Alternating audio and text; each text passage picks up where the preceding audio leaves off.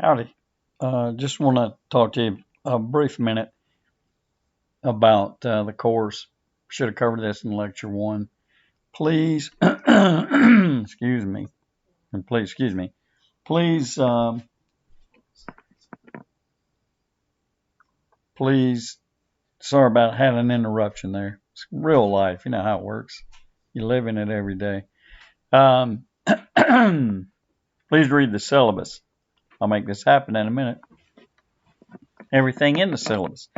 There's a lot of pertinent information there, particularly about things like absences, so on and so forth. The short semester that we're in is mapped out totally. 3 quizzes, a final exam, etc., stuff like that. But you're responsible for the material in there, so please read that. And there's actually a check-in quiz this week. I'm sure you've already seen it, and it's a little short, open book, open note, whatever you want to call it. Simple questions about the quiz syllabus, but be sure and read it because it's very, very important. Second thing is, I'm probably going to cover this again, but I want to make sure that you understand the significance of a word. There are a list of words. I actually would have to go back to my lecture and see if I covered those. But this word in particular, you're going to hear time and time and time again. And that word is perception. Perception is probably, if it's not the most important word that exists, it's one of them.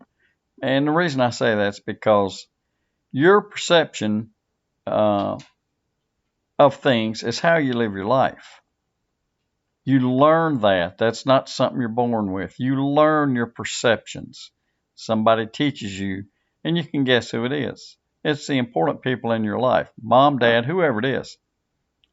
They can change. They can change with your priority list. They can change with your a lot of things. Your self-esteem. So it's a very important word. Why is it so important? It's because that's how you map out the way you do things day to day in your life. What you believe in, your moral compass, for example, moralities. Do I practice integrity? I could go on and on and on. This could be a lecture that lasts the whole session, but I want to get that point across to you that perception is how and why you do things. If you want to link it to a word that will make it make a little more sense, that word is interpret.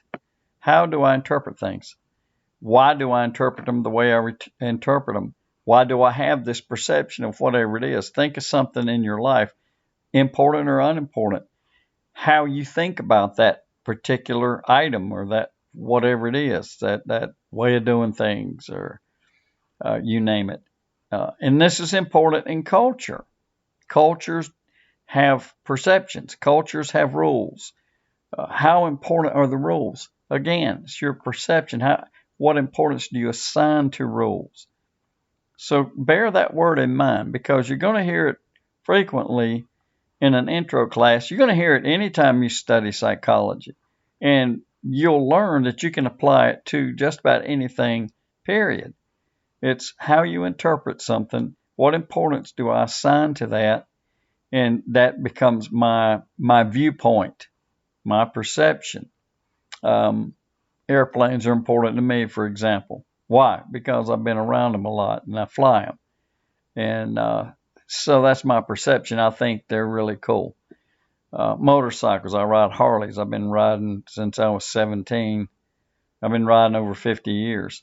My perception of a motorcycle, particularly Harley Davidson, not to be biased, is probably different from yours, unless you ride. And even then, it could be different. So I think I'm making the point. I hope I am. This perception business, wow. I know for a fact in psychology, it's a word that holds very high importance. When you go to see a psychologist, you have perceptions. And I would have to know, as your psychologist, what those perceptions are. We'd give you an interview sheet to fill out.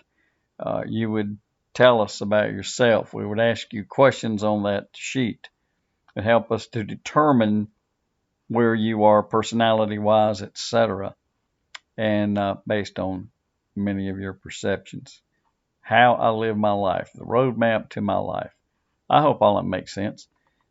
Email me with questions if you happen to be one of my in-class students. Hey, we're going to really jump on that. By the way, the information that's delivered to the on-class students, or I'm sorry, to the in-class students, is not material that would be on a quiz. So you online folk aren't missing out on anything.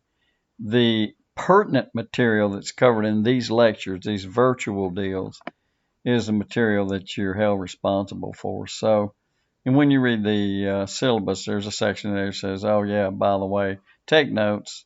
Not on this necessarily that we're covering today, although it'd be fine if you did. I don't think you need notes for this, but it may show up on a quiz. But it's important enough, I'm sure you remember it, and I think I've hammered it enough. So bear it in mind and read the syllabus, think about perception, be mindful of the fact that the discussions that we have with the in-class people are not lectures whereby you would need to take notes because they would appear on a quiz. So, no, that's not how it works in the in-class. The people that walk in, we sit down, we have a little, I tell them some things and we talk about them. It's not a biggie. Okay? And it's not graded either, by the way. All right, so I'm done now. I hope you have a pleasant weekend because it's fast approaching. And I will see you in-class folk on Monday. Toodaloo.